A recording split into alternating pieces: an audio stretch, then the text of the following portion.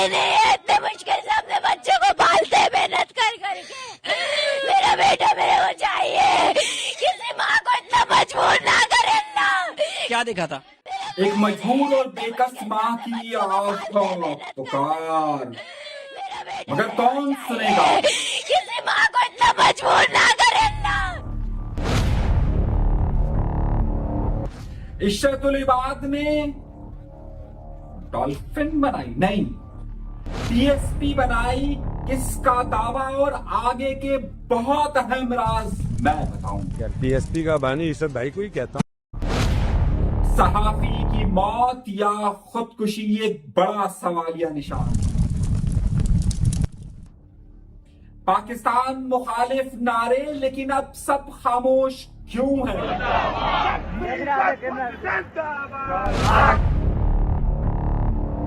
کراچی میں تحریک انصاف نے قائد اعظم کی تصویر کیوں لگائی؟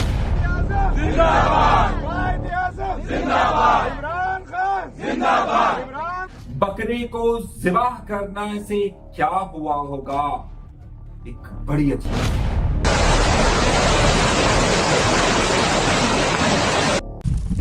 ہم جنس پرستوں کا سوشل میڈیا پر قبضہ، دجال کی تقریب، اور وہ بھی اسے منائیں گے. آج کے پروگرام میں آپ کو جو باتیں بتانے والا ہوں اس کا سلسلہ شروع ہوا ہے ایم کیو ایم کے ایک سابق رہنما کا یہ دعویٰ کہ یہ ڈالفن کس نے بنایا. پی ایس پی کا بانی عشرت بھائی کو ہی کہتا ہوں. پی ایس پی کا بانی عشرت بھائی کو ہی کہتا ہوں. تھی، یعنی کہ اہم دعویٰ کہ پی ایس پی بنانے والا کون شخص تھا.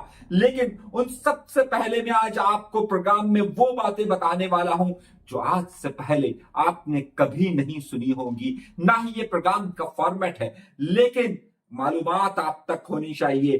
اگر اس دریائے سندھ کے جو کہ نکلتا ہے کشمیر سے لے کر یہاں تک جاتا ہے، ایک ایک خبر پر ہماری نگاہ ہوتی ہے اور وہ آپ تک بتانا ہم فرض سمجھتے ہیں، اور وہ آپ تک صرف اسی صورت میں پہنچے گی کہ جب چینل کو سبسکرائب کرو گے.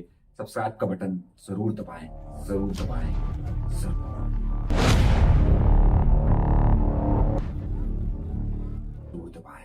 کوئی لاپتہ نہیں کرے گا. آئیے اپنے پروگرام کا باقاعدہ آغاز کرتے ہیں اپنے پروردگار کے شکر سے کہ جس نے ہمیں تمام نعمتوں سے نوازا ہے اور جس کی وجہ سے میں اس وقت آپ کے ساتھ شریک گفتگو. کہاں سے گفتگو کروں؟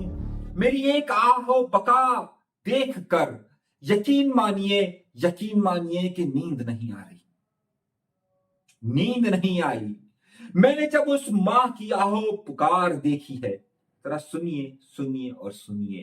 میرا کوئی نہیں ہے اتنے مشکل سے اپنے بچے کو پالتے محنت کر کر کے. میرا بیٹا میرے کو چاہیے. کسی ماں کو اتنا مجبور نہ کرے اللہ. کیا دیکھا تھا؟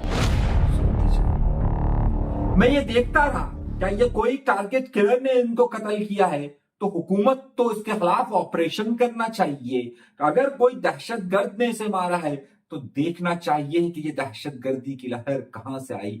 مگر افسوسناک بات یہ ہے کہ تمام تر باتوں کے باوجود بھی اس شہر کے اندر ٹینکر مافیا اور ڈمپر مافیا کا قبضہ بدستور جاری ہے، اور ایک اور معصوم بچے کی جان ڈمپر مافیا، ٹینکر مافیا نے لی.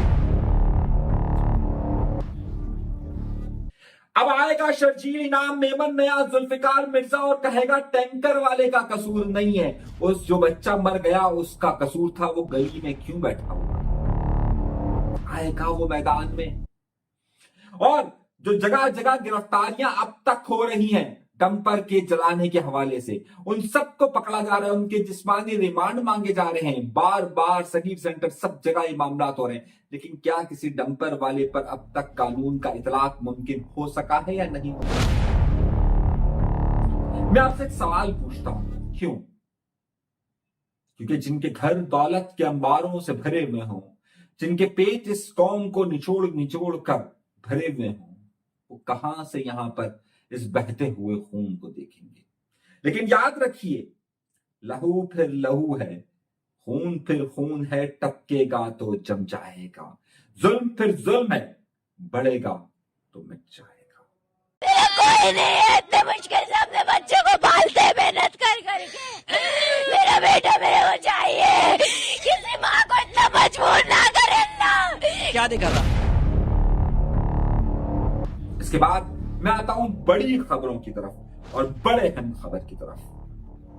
یہ بھی خبر بڑی تھی اسی لیے سب سے پہلے دی میں نے. اور خبر آج پاکستان پیپلز پارٹی کے رہنما اور سابق NQM کے رہنما، سابق PSP کے رہنما انیس ایڈوکیٹ نے ایک راز سے پردہ اٹھانے کی کوشش کی ہے، جس کا آدھا سچ انہوں نے بولا ہے، پورا سچ میں آپ کو بتاتا ہوں. PSP کا بانی عیسد بھائی کو ہی کہتا ہوں. انہوں نے دعویٰ یہ کیا، ان کا دعویٰ یہ ہے کہ PSP یعنی کہ پاک سر زمین پاچی یعنی کہ مصطفیٰ کمال کو لانچنگ کا جو اختیار تھا، جو بنانے والے تھے، وہ عشرت العباد تھے. یعنی کہ عشرت العباد پر، سابق گورنر سندھ پر اتنا بڑا الزام. سوچیے PSP بنی کب ہے؟ PSP یعنی کہ مصطفیٰ کمال آتے ہیں مارچ 2016 میں، اور اس کے فوراً بعد PSP بنتی ہے. انیس ایڈوکیٹ جنہوں نے یہ دعویٰ کیا ہے وہ بھی اس وقت اس کے اندر شامل ہوتے ہیں، اور 22 اگست 2016 ہوتا ہے، یعنی کہ 7 مہینے بعد، سوری 4 مہینے بعد تو PSP بنائیں گے. اس وقت گورنر کون ہوتا ہے؟ عشرت العباد.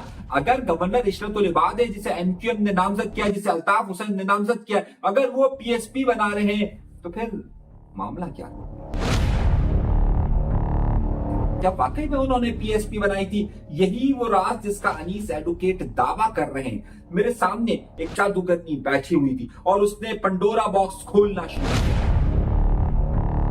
اس نے کہا ہاں. میں نے کہا کیسے؟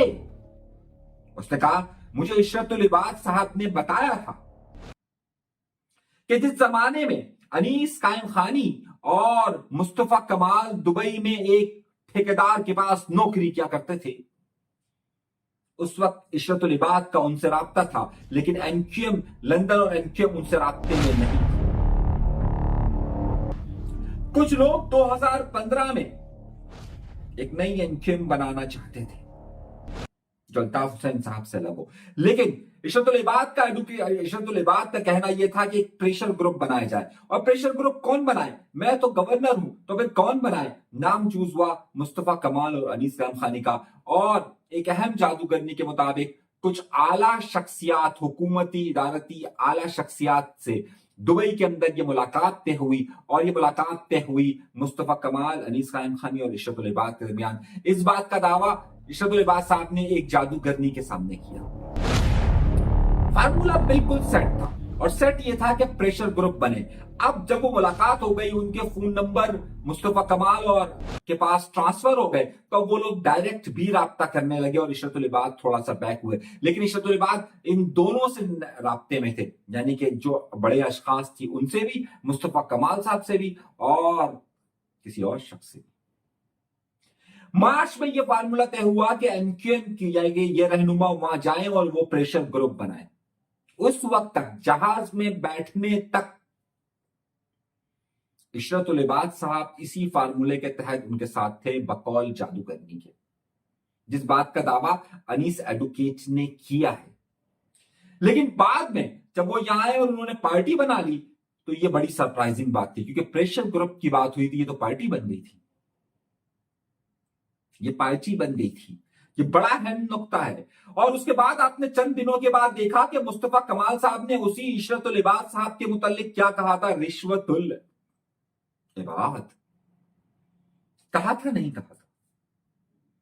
کہا تھا نہیں کہا. تو پھر سوال یہ آتا ہے کہ جب انہیں رشوت العباد کہا گیا تھا تو پھر انیس ایڈوکیٹ کی اس بات کو کون بائے کرے گا کہ عشرت العباد صاحب نے PSP بنائی تھی، یعنی اس ڈولفن کو سمندر سے باہر نکالا تھا. سوال ہے نا آپ کا.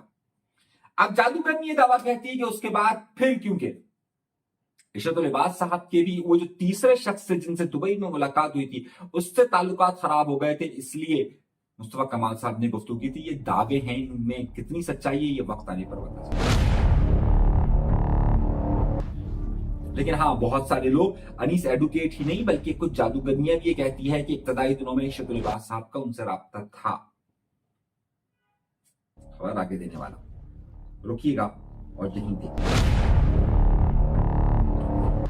یہاں پر پاکستان کے خلاف اگر کوئی گفتگو ہو جائے یا بات کرے تو یقینی طور پر اس کی سزا ہونی چاہیے.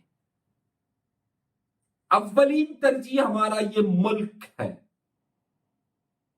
جو ہمیں اپنی جان سے بھی زیادہ پیارا ہونا چاہیے. اور ماں کسے پیاری نہیں ہوتی؟ ماں کسے پیاری نہیں ہوتی؟ لیکن کچھ عناصر براہ راست پروگراموں میں اسرائیل کا جھنڈا اٹھاتے ہیں، پاکستان کے خلاف نعرے لگاتے ہیں اور شدت کے ساتھ لگاتے ہیں.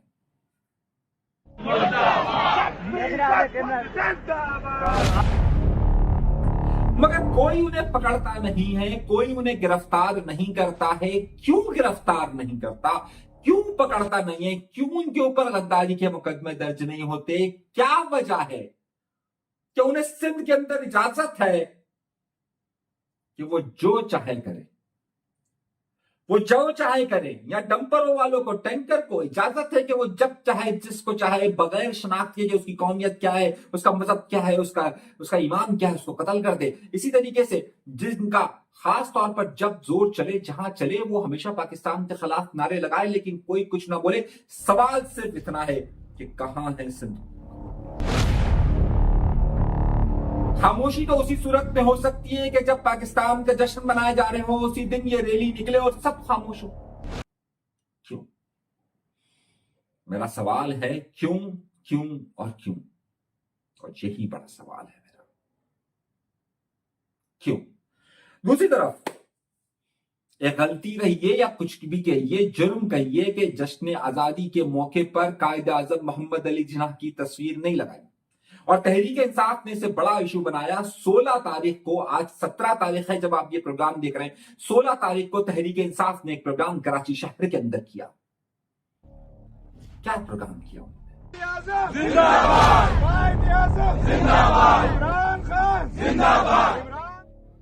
انہوں نے پروگرام یہ کیا کہ انہوں نے اپنے آفس میں قائد اعظم محمد علی جناح کی بڑی تصویر آویزہ کی اور یہ بتانے کی کوشش کی کہ محب وطن تو ہم ہیں. لیکن کس کے لیے تصویر لگائی؟ کس کو دکھانے کے لیے؟ کیا پنجاب حکومت کو؟ تو پنجاب حکومت تو مریم نواز صاحبہ مائیں. اگر تحریک انصاف کو یہی کام کرنا تھا تو پنجاب نے کرتی، کراچی میں کیوں کیا؟ کیونکہ اجازت ہے. تحریک انصاف کو پنجاب میں اتنی اجازت نہیں ہے جتنی کراچی میں اجازت ہے. وہ سب کچھ کر سکتی ہے اور سب کچھ کر رہی. اچھی باتیں کرنا چاہیے. قائد اعظم محمد علی جناح ہو یا پاکستان کا پرچم ہو، اسے ہر جگہ آویزہ ہونا چاہیے. ہماری مٹی، لیکن یہ بھی تو سیاست کا عنصر ہے نا. قائد اعظم محمد علی جناح کی تصویر کو بھی اب سیاست کے لیے استعمال کیا جا رہا ہے. اس نے لگائی نہیں تو برا، یہ لگا کر ہیرو ہیرو ہیرو ہیرو. مگر اس ہیرو میں ایک بڑی عجیب بات ہے. پشاور خیبر پختونخوا کے اندر سیلاب نے تو تباہی مچائی ہوئی ہے. آئے دنوں کے اندر کراچی کے اندر بھی برسات کی متوقع کہا جا رہا ہے. لیکن یہ کیا روایت ہے؟ آپ دیکھیے، سیلاب سے بچنے کے لیے ایک بکرے کو کاٹ کر اس پانی کے اندر ڈالا جا رہا ہے کہ اس روایت سے وہ سیلاب رک جائے گا. یہ کیا ذہن ہے؟ کیا ذہن ہے؟